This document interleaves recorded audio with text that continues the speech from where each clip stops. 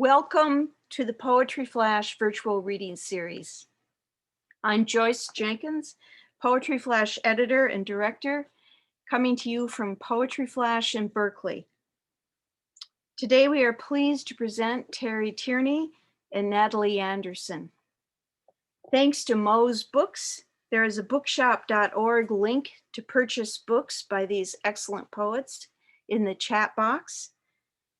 And the link is bookshop.org/list/poetry-flash-readings, but you'll also find the link there.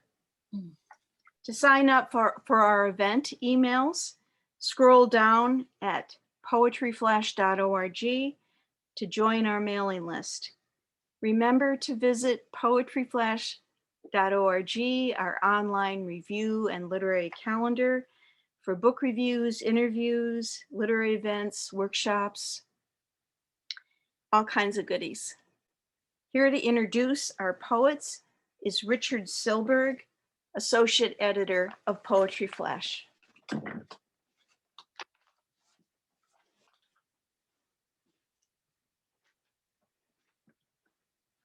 Hi everyone.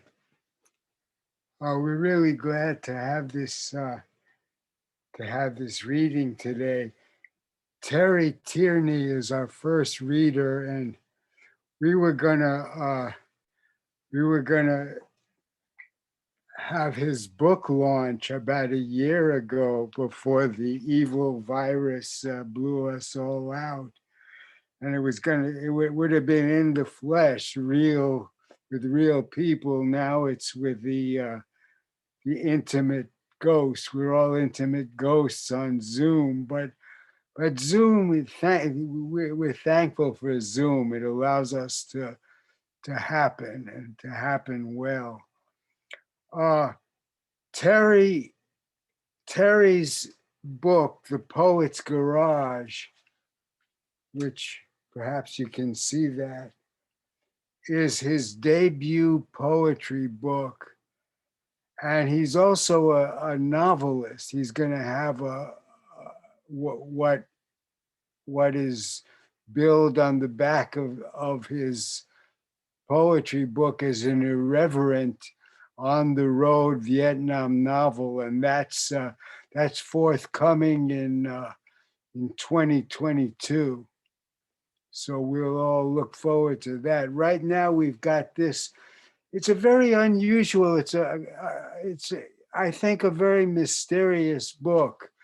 The poems are mostly in short lines, and they move swiftly. They move through like a fast-moving train, leaving echoes, leaving a lot of mystery behind, like the title poem, Poet's Garage. I don't want to talk about it too much because Terry is likely to read it, but there's there are words, modifiers, all the tools of poetry hung in the garage there, and a mysterious forgery, an arrest, an escape, an alter ego, all left echoing for our delectation. There also is, it feels like, a lot of romances that are there's a prose poem about 3 divorces, and the divorces are equally echoing and mysterious, and it, all very entrancing at the same time.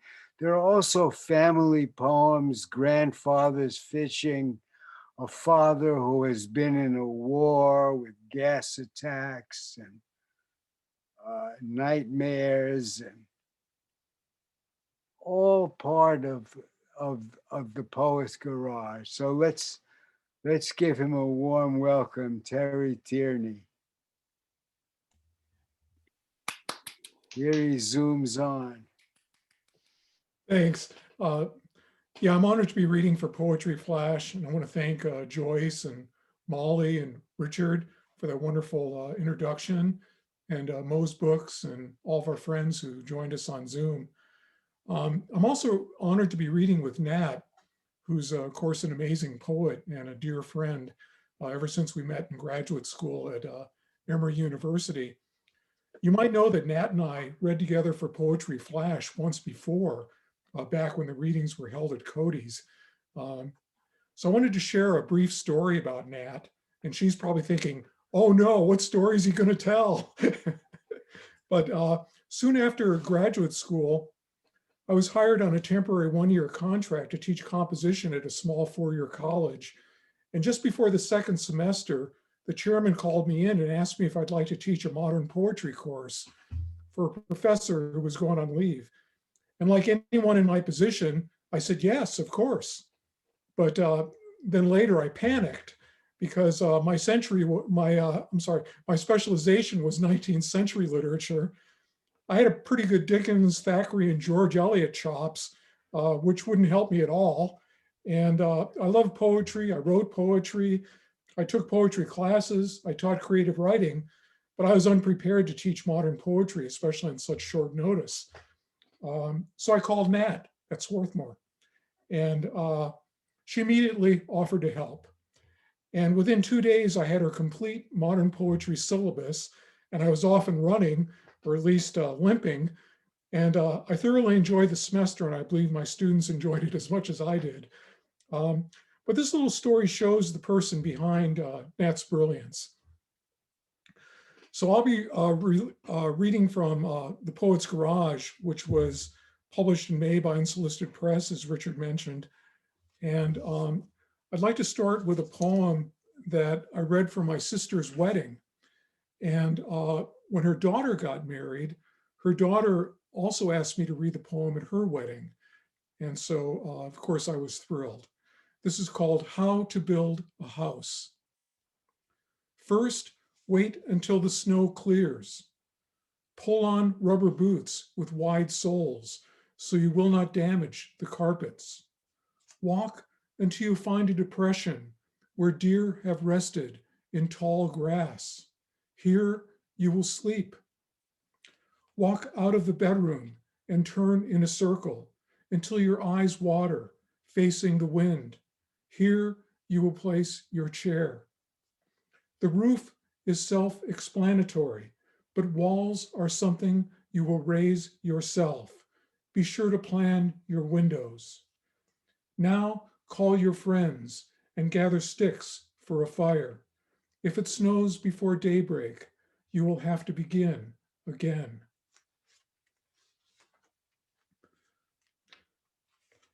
This next poem continues on the house theme, but it's a divorce poem. It's called Painting the House White. Paint thick in the August heat, never seems to dry. Moist air, heavy with sweat and mosquitoes, resists my running strokes. Gray oak and cedar, parched from years of neglect, thirst for white paint. Old browns and bare trim glow whiter with each dip and slap. I whiten also, splashes stick to my skin like scabs. Hot pores open, unprimed wood. I remember that summer we painted the house brown, how my rough hands seemed to melt her skin, chocolate tan, and how the flecks of white light on the river below us disappeared as we marked them, like details of a dream. Looking down from my ladder, I watched her long strides cross the State Street Bridge. We never spoke after she left. She seemed to shrink with time like green lumber, her limbs a silhouette of fallen branches on that autumn day when I thought I saw her kneeling on the riverbank to sketch a dead perch washed up on the dark, wet slate. In the evenings, I saw her often, a brown shadow leaning against my porch post, her face to the lights of the valley, her flesh blood warm, present even now in every strip of wood I paint. Tonight, I watch mosquitoes rush the sticky white as if it were bare skin and flail their dark wings in whiteness, the white of death and forgetting. The hot enamel dries slow as blood.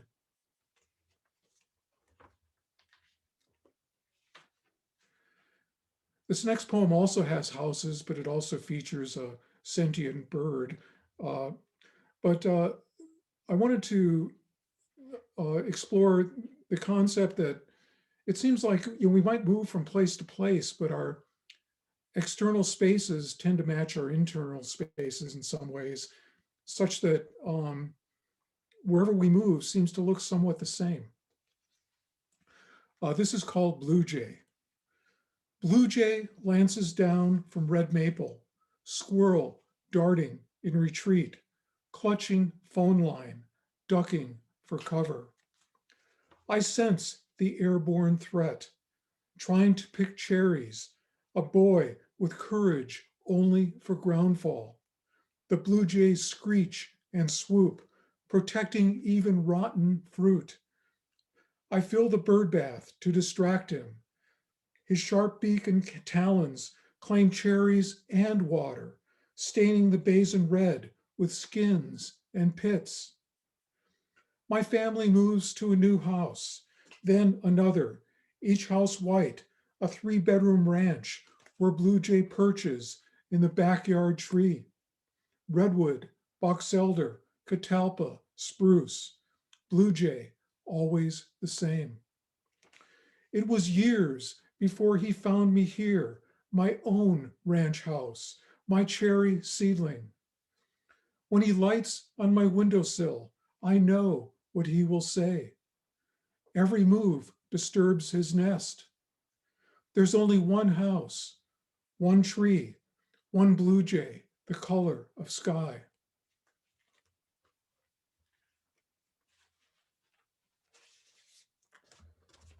So Richard was right in predicting that I would read The Poet's Garage. I'd like to show the cover again. See that pretty well. The cover is an illustration of the poem, and there's also a true story behind the poem. We had just moved to Lincoln, Nebraska, and I soon found out there was another Tierney living in Lincoln, Nebraska. A couple days after we arrived there, I got a call from the social services department asking me why I wasn't at work. And I said, well, I just got here and I don't have a job. And the woman said, well, Terry, how are you going to feed your wife and 4 kids? And this kind of continued. We found out that the other Tierney was a little bit of a sketchy character. And even a few years ago, I was stopped for a speeding ticket in Santa Cruz, and they almost brought me into the station because there was an open warrant, in the name of Tierney. I managed to talk my way out of it. And even a few months ago, I received an email telling me how I could have people send me money while I was in jail. So this poem, has a little bit of humor in it. I know poetry readings are supposed to be kind of serious, but it's okay if you laugh. It's called The Poet's Garage. When the policemen come to arrest me for forgery, I hide out in the garage where I learned how to write. My manual laid out on the bench, words stacked around me like old tires, pools of black grease where lines have spilled, staining the sawdust. I watch the detective watch the house, his junky nose running. He anticipates my arrest and waits for my wife to come home from the library. He reads her the charge, how I forged checks in 3 counties. The name is right, but the description fails. The forger stands taller, pounds heavier, a different Smith. My husband looks like a mechanic, she says, and he's much older. I grin my toothless grin, holding a bucket of greasy words. A blue-suited sergeant refuses to believe her, saying I am both smaller and larger, older and younger, a mechanic and a smith. Look in the garage, she says. Modifiers hanging on nails, the cardboard box of active verbs, files of proper nouns. No signatures remain. The author gone, only the spaces where he worked. They gather the spaces for evidence. I escape with the narrative, some of it leaking on the way, until my book breaks down in Pennsylvania. When my wife escapes and brings my tools, I begin to forge a new silence, a new name, a new library. Thank you. I also have a podcast of that poem with a kind of a jazzy background on my website, if you're interested. This next poem kind of explores the fuzzy borderline between dreams and reality. It's called The Man Who Never Dreams. She hands me a cup of coffee, steaming rich and sweet, one pass through an unbleached filter, her hands dry and cold from washing. I see the damp towel hanging on the back of a chair, so unlike her, always so tidy, and I realize the towel is mine, my kitchen. She waits for an answer. I study the rim and handle, recalling the salt glazed cup I received as a gift, stuffed with chocolates in bright foil wrappers. And I feel a shock of sadness, knowing my gift cup is broken, a cup she never knew. She touches my arm. Her voice descends from sadness to pity, flowing sticky and sweet like honey into an empty cup. The man who never dreams, she says. I want to tell her how she misunderstood, so I swing my legs up and around, my feet landing flat on the floor, much too hard, the bed higher than I remember.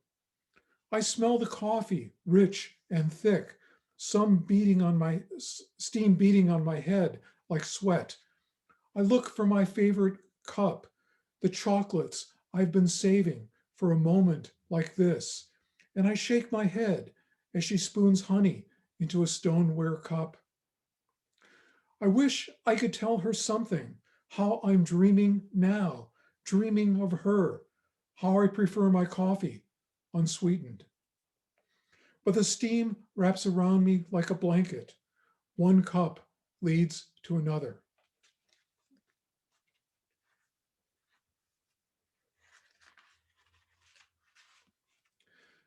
Here's another poem set in a kitchen, although the situation is somewhat different.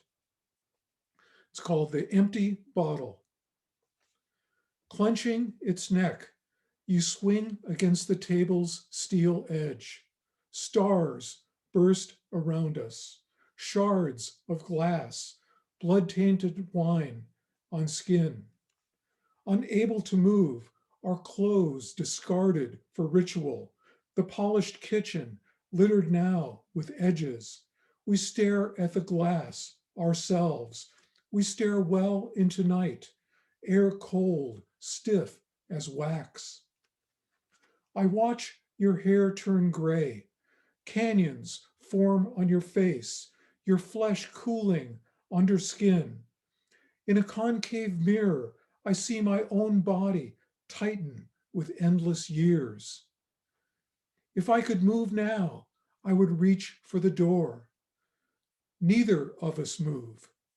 We never break our pose, never leave that room.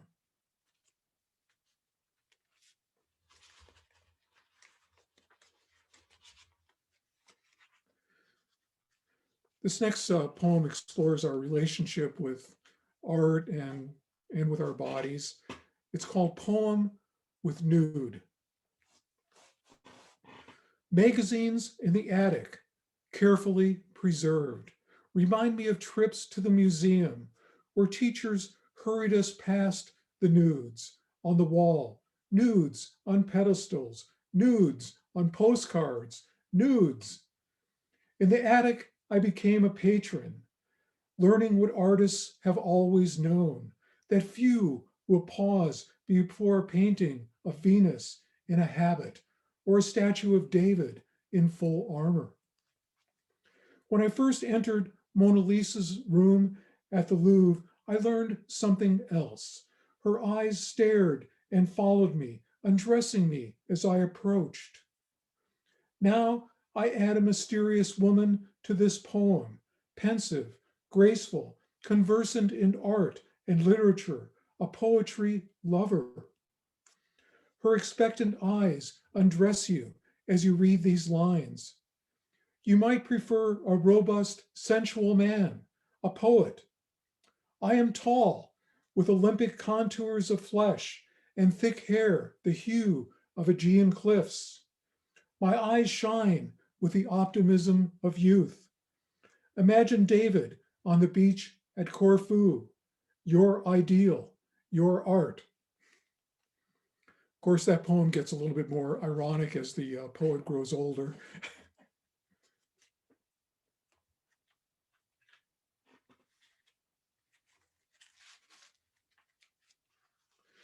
This next poem is called Smelling the Rain, and I worked with an artist to make a movie of this poem, which is also on my website.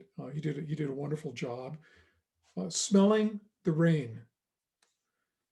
Water flowed through bark canyons, elm and planks of weathered pine, our fort in the farmyard. That day, my foot slipped, falling down on muddy shards of slate and cowbone. My knee scraped and bleeding, arm twisted like a thin stalk, straining to lift a heavy bloom of dandelion sun. You were there. Wrist slung in t-shirt, fingernails caked with mud, wrapping my wounds in grass, your green shoots growing up through holes in my shoe. Now my blue jeans drag, worn cuffs soaked in puddles, but you are still there in your forever spring, waiting so we could climb again, one more time on bending limb.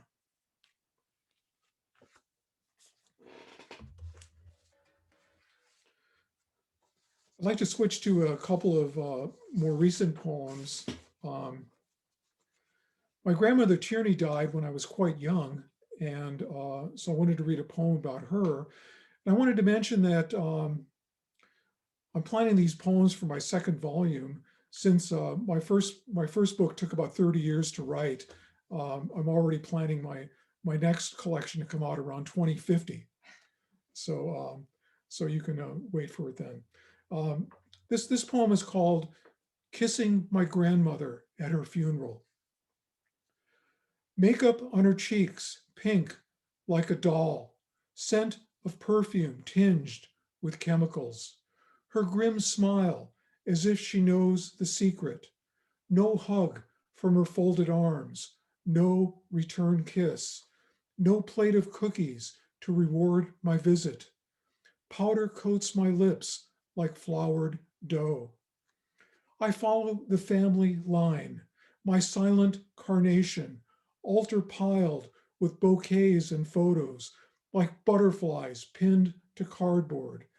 Her casket much too heavy for her, too large, her body shrunken, light enough to float. Her soul might have risen already, curling with smoke from the men hovering nearby, their mingled whispers, their memories, recalling her sly sense of humor, a few jokes muffled by the organ procession on tape. Some say she will wait in damp clay until that moment when all emerge at once, each breaking their wood chrysalis. How will I find her among the crowd? Her tiny figure, her outsized dress, her cosmetic face, cheeks much too firm, cold as batter from her icebox. My eyes dim with tears, unmanly, hoping no one else is watching. Will I even be there? Yes, of course, she says in her private voice. Now don't be silly.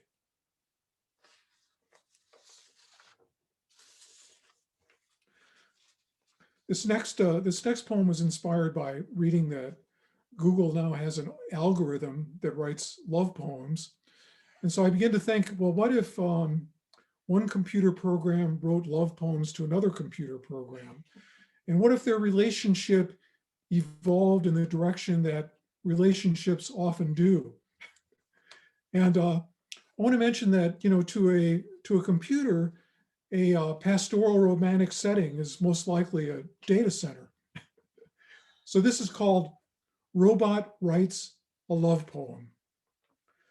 Cabinets of shimmering glass, halogen bulbs arrayed like sheep in cliffy canyons, fallow suns piercing the loud scattered sky. Your stainless contacts open, fingers of reaching lilies, glinting gold, connected. My memory is yours, how you stoke my algorithms, no blank lines between us. Every word recalls another, metacode compiled just for this, the dry kiss of interface. Routines we spawn, screens filled with airy blips, floating decimals like sleep. Fans of warm breath cool our heat sinks, motherboards humming together, fading, 0 to 1 to 0.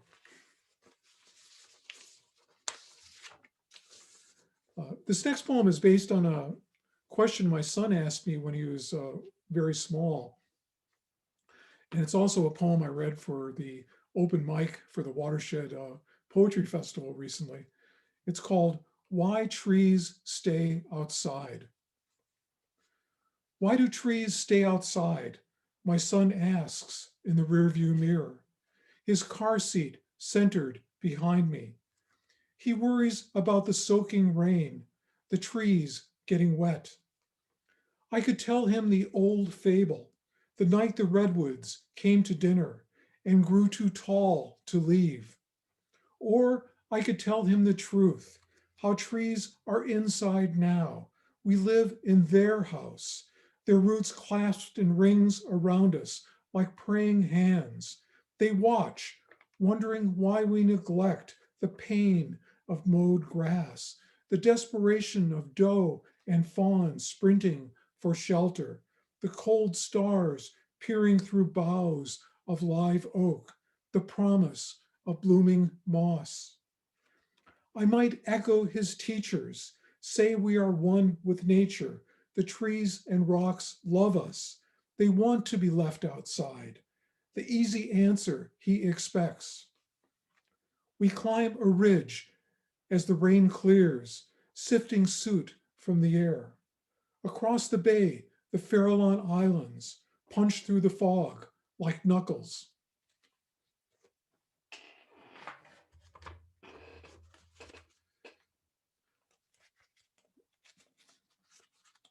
Okay, returning to the Poet's Garage, I'm going to end with a couple of poems about the effects of war on people. This first poem is based on a great uncle of mine who I didn't know too well, but he would always come to our family gatherings. And people said he was shell-shocked. And of course, that was before we had terms like PTSD. And he was a veteran from World War I. Shaky Charlie talks about his youth. In North Dakota, we plant early and open the ditches before the river thaws.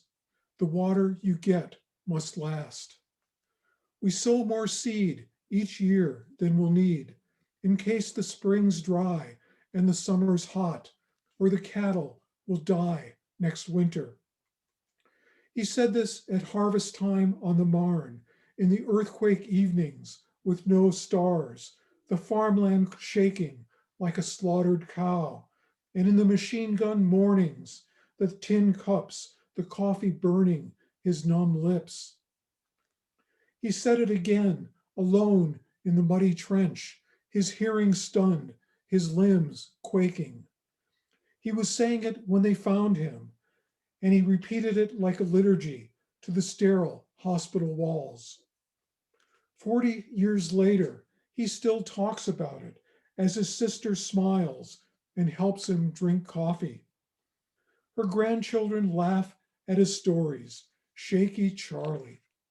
Every month, she drives him to Fargo, where he says it again, and the doctor laughs.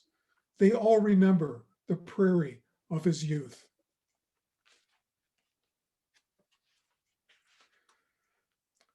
Just one more poem. This poem is based on a training film that I saw when I was in the service. And they made us watch all these old scratchy black and white training films. And I realized that my father probably had to watch the same films before he was deployed to Europe in World War II. And it also mentions poison. The film was about poison gas. And those of you who have maybe been in a protest know that poison gas tends to cling to the ground, to make it more effective. This is called What to Do in Case of a Gas Attack. My father dug a trench for his fear.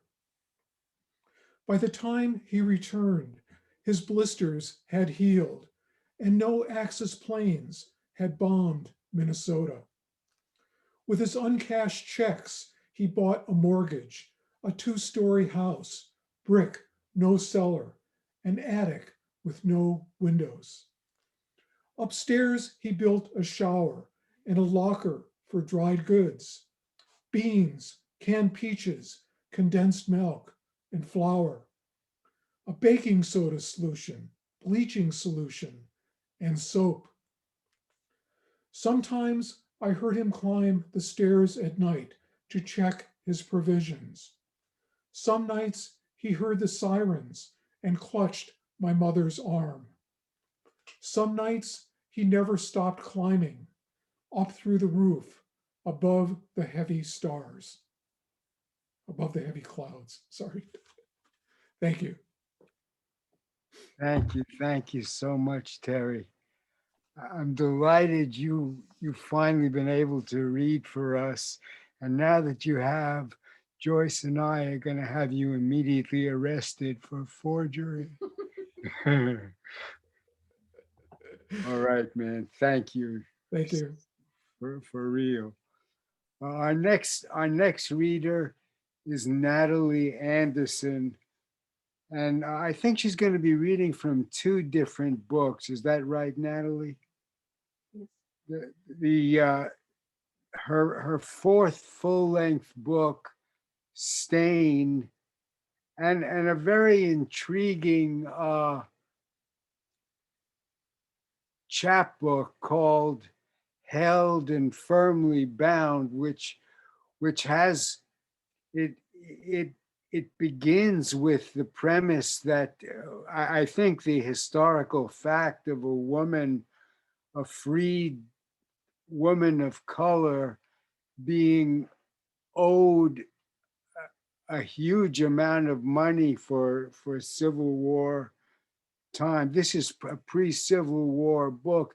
And then the book explores how that might have happened and keeps ending with different themes, all ending with that phrase, held and firmly bound. It's a little bit like a guzzle, but with larger sections. And it's really a fascinating book. I felt I learned a lot about what the times were like.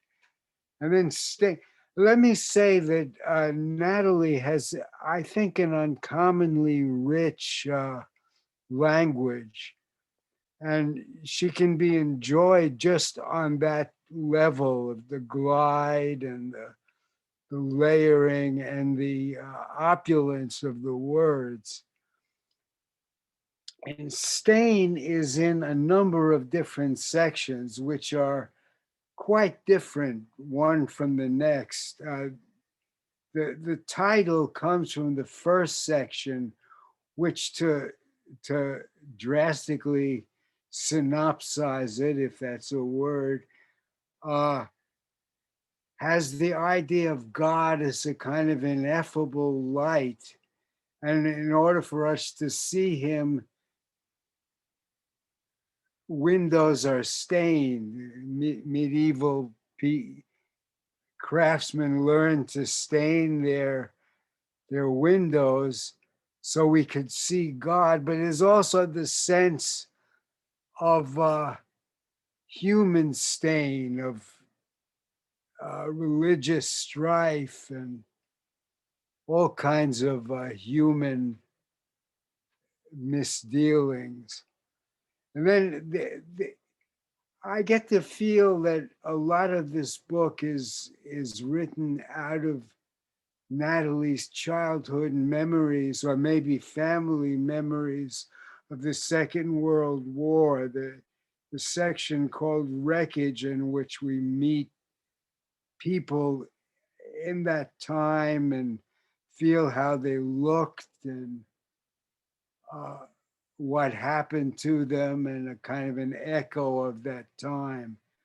There's a section called Crush. And finally, there's a section, I believe it's titled Kyoto. And I guess that, it comes off what happened, the terrible fate of Japan in the Second World War. But we celebrate Kyoto and Japan and different, it's mostly in short sections, food, customs. So it's a rich book in subject matter and in language. So let's give her a warm welcome, Natalie Anderson. Oh, thank you so much, Richard. I'm kind of abashed by that introduction. So thanks, everyone. And it's a great pleasure to be reading again in the Bay Area, however, virtually, and especially to have the opportunity to read with my friend Terry Tierney in celebration of this new book of his. It's also really wonderful to be able to see friends of ours from graduate school in the audience, and friends from all sorts of different parts of my life now. Some students here, some other folks from Philadelphia. So for you, it's the afternoon. For us, it is not.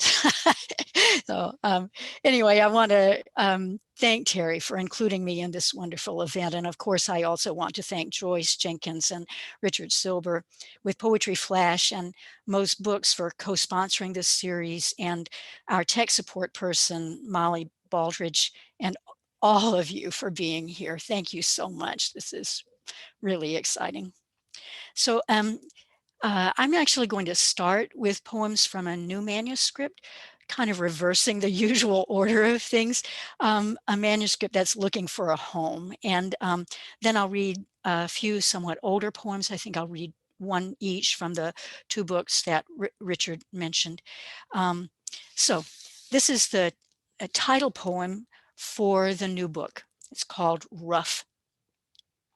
After the sightings, the sea got rough on us, shale fallen to scarp and shoving down, shunting against itself, scathing and carping, flints striking flakes off each other, sparking white, black, white. Did I say sightings? I meant to say biting. Nobody in beyond the ankle, but still that slash to the ankle bone, the sea a susurrus of open-jawed serration, strange voice at your ear. Whatever we glimpsed out there hid itself in potentia, flexing its muscle under the water's skin. Head of a hawk, head of a Rottweiler, and the seals in their slickers, black-backed, menaced as we were, too doggish to know it. Her husband lost like that, no longer the man she'd married. But when were we ever? Nailhead, hammerhead, when will you admit you didn't know your own mother? Strange mouth at your ear, strange hand on your arm. And did I say spiky? I meant to say spiny. We could feel it underfoot every step from the shoreline to the car. The sand rough on us, the mind rougher. Crosscut saw, shredder.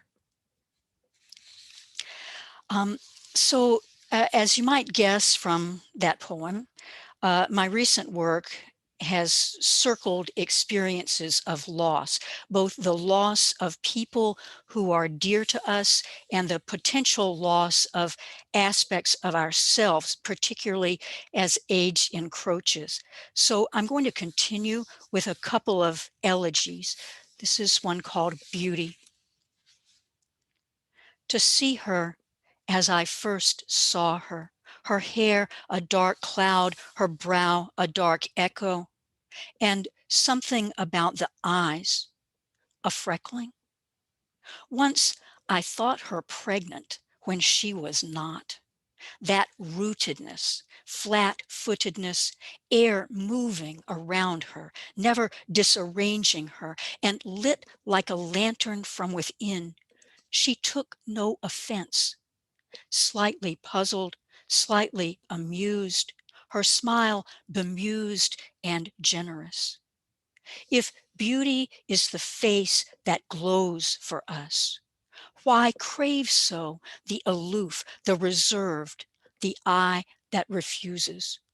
Yet she was both, open, closed, homely, and exotic, unembroidered, yet elegant. Something about the eyes, a scintillation.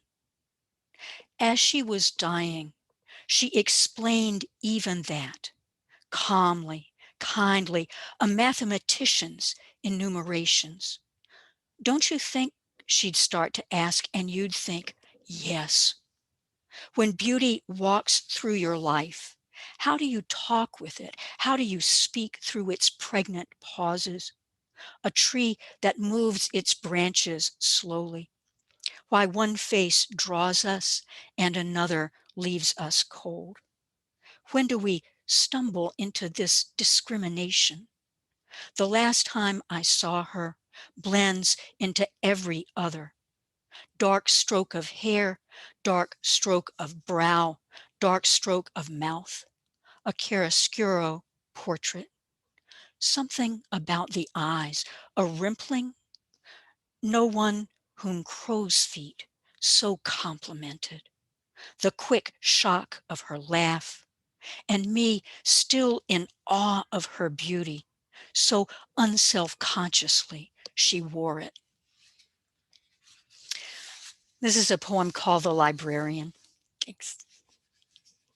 Where does it go, that erudition, when the scholars shrug off their doubts, shrug into their cloaks, their intuitions, when the carrels furl shut and the doors click closed behind them? Where does it go as night falls hard and the wind flies high, when the only light is the moon's light through window, scrim of snow, drifted snow, and snow bank?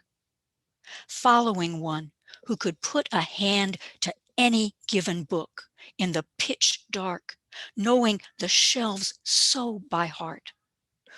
Ubi sunt. Where does it go? We're in her archive now, where every book is an open book and every page so intricately made, we'll never read the end of it. See how the moon sighs, rests her hand on the desk, rests her cheek in her hand. See how the wind shelves and reshelves straight through to dawn. How with all the time in the world, the snow keeps turning and turning its white pages. Where does it go? Oh, bright skies, oh, wind-blown air. All that time, all our time in the world. So this next poem is called The Vanishing. I'll tell you a bit about it. A good friend of mine from high school, actually, someone I'd known for such a long time, um, and someone I kept in touch with. She was a sculptor, taught at RISD School of Design. And she died suddenly without my being aware of it. It was several months before I knew. And there, so in this poem, I was trying to get at the combination of deep regret and of a kind of strange guiltiness about that. Oh, the vanishing. What can I say? You fell from my hand. I was looking aside. I was looking askew. I left you behind. It happened that fast. I flung out my hand. You flew who knows where. Like my bank card at Heathrow, like my sweet turquoise ring, you fell from my hand. I felt nothing at all. I retraced my steps, kept my eyes to the ground. Half the bankers in Philly knew my loss before me. My sweet turquoise ring I bought for myself when I was 13. You were with me that long. I flung out my hand. My fingers had thinned. I shook back my hair. You slipped down the drain. Rain falling on water, mist rising to air, ice melting to nothing. Like that, you were spent. How could I not know when you ran out of heart? I turn up my palms. What lines have I cropped? In Brooklyn, you fell. In Heathrow, at home. I was walking along. I was looking away. I was counting my cash. I was counting my rings. Like God counting his sparrows, I was counting on air. So I want to read a couple of others from this book that are less sorrowful, more bemused. So this is not a pandemic poem, but given how I obsess about my hair in looking at Zoom perpetually as I teach, I think this could be a pandemic poem in its own way. It's called Roots. Aunt Nell surprised even herself with that rinse tint. Fed to the teeth with the loose and dingy droops, she wanted froth, she wanted airy. Like Miss Belzer, snow-swept, regal, like Ms. Hayward, cloud-capped and cute. But first time out, the rinse wronged her, sallowed, soured, too tentative a blonding. The sun rising on twigs shriveled by winter. No leaf or bloom, but maybe a turning, a baby's furs, a tallow veil, a jaundice. She'll blush to the roots, the grizzled roots, but it's not spring. So this is a longer poem. I'm a big fan of mystery novels, and as some people I can see on this screen, this poem centers on a misperception that I am prone to when reading them. Yeah, I guess I would say on reading just about anything, but we'll go with that. So mystery. I got to page 185, 86 of the latest nail biter crime novel when she made me gasp, my spunky, smart-mouthed, scapegrace heroine sleuth. Shadowing her mark, she'd stalked down those mean streets, straight through the sleazy bar lounge of the Fleabag Hotel, out its dim back hall, past the ladies, to the men's room. Yes, right in and up to the urinal where the bad guy was pissant, pissing. That's ballsy, I thought, seriously impressed, while she sneered something strong-armed and snarky, something screwball and scampish, scathing, scofflaw, and then really proved she had him. Unzipped, pissed on his shoes, re-zipped. How'd she manage that? I actually asked before I saw what any other reader knew from page 1. Leslie, call me Les, was male. I had to rethink it all. How she'd stepped up for her pal in that bar fight. How she'd faced down shysters and cops. How at the pickup game she'd razzed the young toughs. How she'd tossed back a few. How she'd sat the edge of the secretary's desk, leaning in, almost leering. How her forehead rested a beat against her own front door. How she ducked her mom's calls. Everything audacious, drained of its color. Male, merely conventional, a dick like any other. This happens to me all the time. Dr. J, architect Nance, chef Z. I anticipate women. Surgeon, game warden, airline pilot, sanitation worker, boxer, professor. You name the job. I see a woman there. So for you, does it happen the other way? When Jay pulls the pizza from the oven, when Nance sets the last dish in the rack, when Z sighs deep, shifting her weight in the empty bed, when Chris, though coughing, turns the page, when Danny beckons, soothes, when Tam tears up, smiles anyhow, when Johnny hunches her shoulders, when Audie sings, when Billy whistles, when Les puts her hard hand to her mouth, thinking twice. Do you see that man? Okay, I'm going to read one more from this book and then turn to some other things from this manuscript, I should say. This is, well, when we were still allowed to go out to restaurants, remember that? A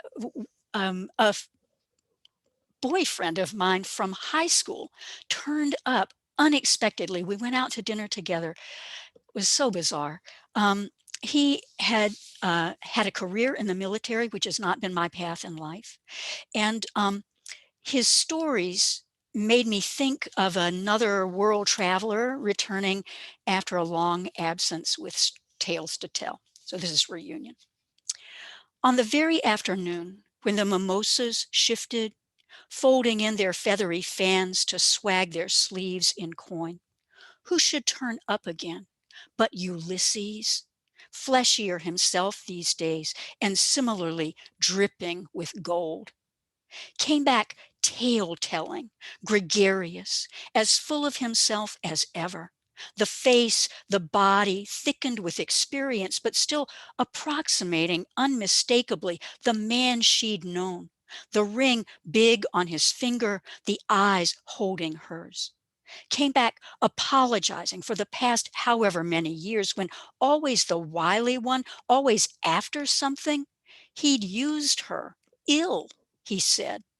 Then back to his tale of mayhem, all of it certainly diverting.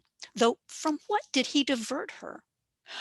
On the very afternoon when the cicadas stilled themselves for whole unsettling minutes while the winds changed their courses, she stood there similarly stunned, caught strangely wrong-footed, not sure what she should be feeling. How had her story turned into one of his? The nostalgia so thick on the air, he was near to weeping with it. An invitation that wouldn't be an invitation. You didn't think I meant Penelope. Swine and swineherd, pigsty and sty.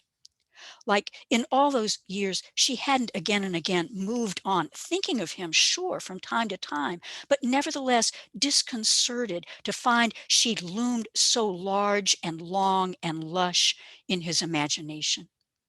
What was it he was wanting? Hard to say. War had made him more strategic. And what might she make of him? If they first met today, would even their bodies speak? She thought so, maybe, way past flirtation, drowned out by the cicadas among the crass mimosas. So I want to give a shout out now to the two books that Richard mentioned. This is Stain, trying to get less glare on it, published by that extraordinary press, The Word Works. And this is this chapbook, Held and Firmly Bound, published by Muddy Ford Press in Columbia, South Carolina. In these two books, and I think that you could pick this up from Richard's introduction, actually. I've been writing mostly in sequences, which makes it really difficult to contextualize a single poem and difficult to excerpt. So I am nevertheless going to try that. And for this, I'm going to try showing a PowerPoint. My friend Abby Blum from there in Berkeley persuaded me to do this. So we're going to try it. Let's see. Here we go. So this is a poem called De Profundis, Out of the Depths. And it's spurred into being. It's a part of the sequence about stained glass that begins the book that Richard mentions. And it was suggested by the windows in a church outside of Cambridge, England, a place called Swaffham Prior, windows commemorating World War I with images of armament, which is such a surprise. Why would any church do that? And that's where the poem begins. In fact, this is a picture of the church, so you can get an idea of the surrounding countryside. And I'll go ahead and start in. Whatever would possess a congregation to glass its nave with armament? Small church, small village, poised at the verge of the fens, farmers and their sons, dons and dons' daughters. Nothing particularly military round about it. Yet here at boy's eye height stands a bright boy bugler. Wake up the mighty men. And here are women trim as Gibson girls, those prim, excuse me, I'm trying to do four things at once. And here are women trim as Gibson girls, those prim, long-skirted tennis players advantageously employed at packing shells. One window's dedicated to the works of war. Sorry, I'm not quite on top of this now. One window's dedicated to the works of war, a signal tent, a captured trench, though they dig into hell. And one is dedicated to war's mitigation, chaplain, water in the desert, Red Cross van. But both lights rise at last to weaponry. A howitzer, the blast is as a storm against the wall, rays of liquid fire. A sub and a submarine strewer of mines. Thence will I command the serpent, and he shall bite. A tin tank, riveted, peculiarly bobbined. The man that shall touch them must be fenced in iron. Vidimus medieval glaziers call the sketch stretched out for the king's approval, a full-sized whitened table or sturdy pieced-together tablet where the shaped glass would be laid down, color matched to color for the joining.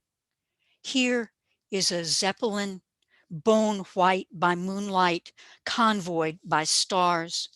Here is the Lusitania sinking, the terror by night, Vidimus, the vapor of smoke, Vidimus, beneath great waters, among false brethren, Vidimus, Vidimus, we have seen it.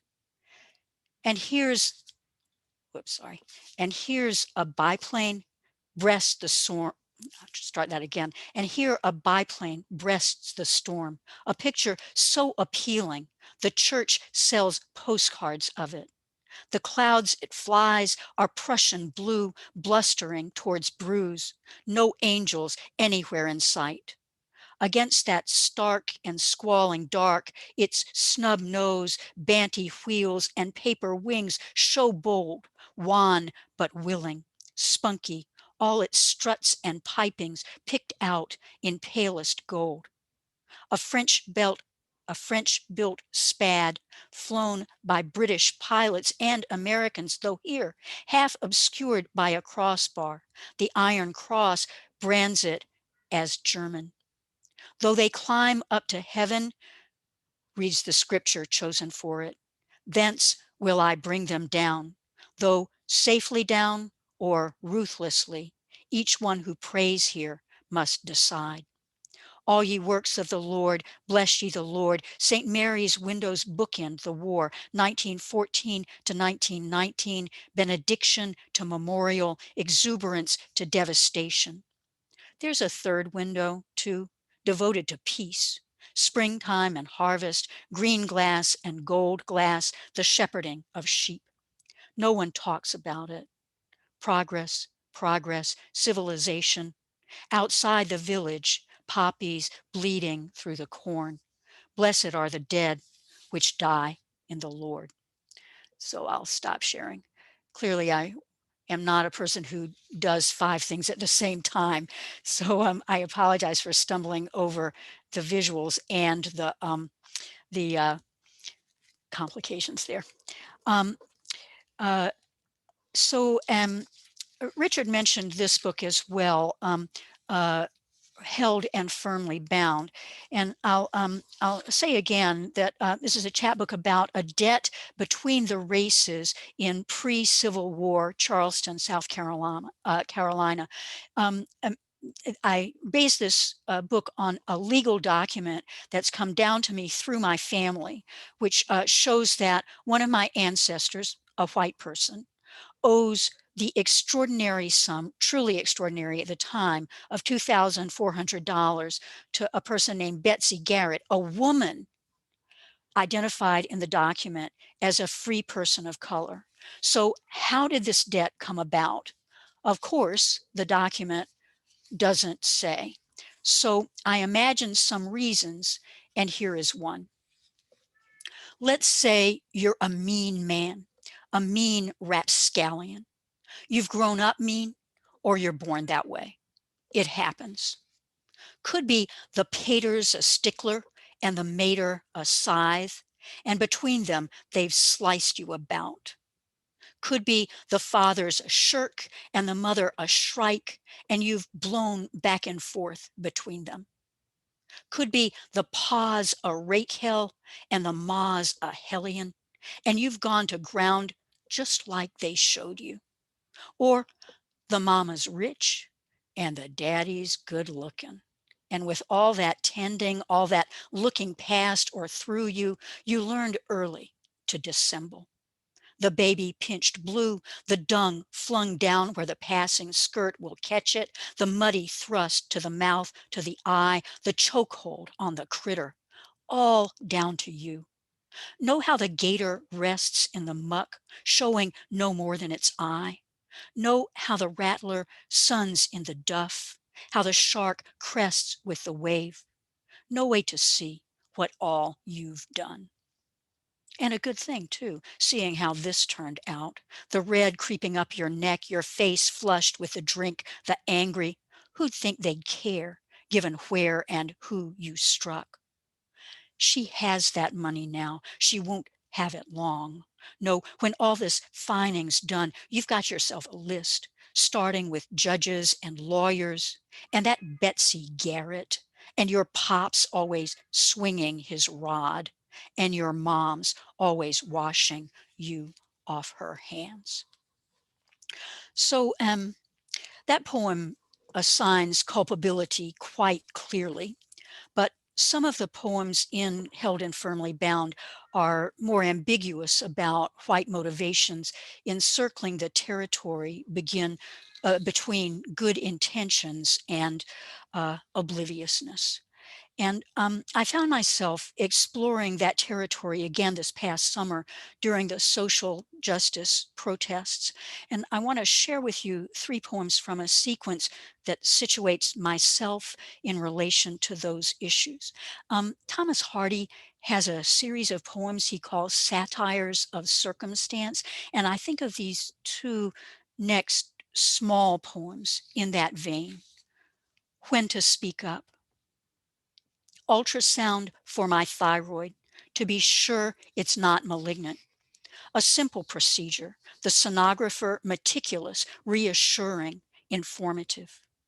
As she moves the, what is it, phone, wand, mouse, remote, transducer through the gel, she pushes down, she has to, and I can't breathe. I see that it's a first world problem, mark of my privilege. I know that I can cough out or in-gasp my protest. I know that all I have to do is raise my hand and she'll relent. Where to lie down? Deep sleep, and something wakes me. Something jangles me awake. Could be the crank caller again, the bell that rings just once. Could be the cat overturning jars again, hungry for the one that breaks. Could be the rabbit shrieking in the yard, bitten again by fox or carried off by owl. I know I'm hearing things. Whispers at the window, a screen cut sharp, a heavy foot already halfway through the kicked in heavy door. And I see that it's a first world problem. I have a roof. I have a door. I have a bed. I know that all I have to do is lift my cell phone, say the word, and help will come, shaking its head at the crazy lady, scared even whiter in her white nightgown. So the sequence begins with a quotation from Richard Wright, questioning what he calls the consolation of tears, the consolation of easy tears, the consolation of white tears. And in this sequence throughout it, I'm questioning for myself what it means to cry in response to racial injustice, what it means for a white person to cry, what those tears might mean. So this is the the poem that ends the sequence. I hope it's clear that I'm still wrestling with those issues. I kind of lost track of time. Okay, I'm good, I think. There's an epigraph here from a very recent poem by Major Jackson. It is my annual day of sobbing. How? Breonna Taylor shot in her own bed. George Floyd pinned broken-winded to the street. Dominique Remy Fells dismembered and dumped in Philly. Margaret, are you grieving yet? Months on months of weeping, and still no one's consoled. When the cops knelt down in brotherly love, that respite lasted maybe a quarter hour. I only kneel, said a person in my neighborhood, for my Lord and Savior. Was that the Lord who cried, help the least of these, my brethren, you'll be helping me? The Lord who asked and pointedly, which one of us is sinless? I've stopped sleeping through the night. Tears of rage, tears of pain, tears of shame. Century on century of weeping. John Lewis gone, cut out in stars, the mourner said, and yes, I wept. Shouldn't we all? The country shrivels. A sickness saps us down. The beloved country. So I think that I have used my half hour. So I'll stop with that. Thank you all so much. Again, a great, great pleasure to be here. Okay, and thank you so much. Thank you both, Natalie Anderson, Terry Tierney, for Zooming with us so generously here this last hour. I'm going to bring on Joyce now to sign us off.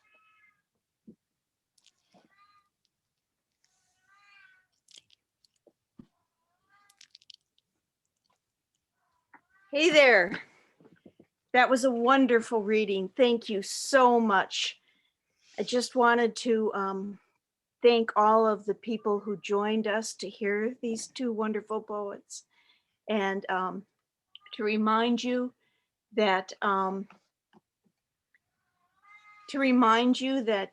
in the chat box there's a link that Mose has provided, Mose Books in Berkeley, bookshop.org/lists, LISTS/poetry-flash-readings. And you'll find all of the books that have been discussed and read from today there. So thank you. Thank you so much.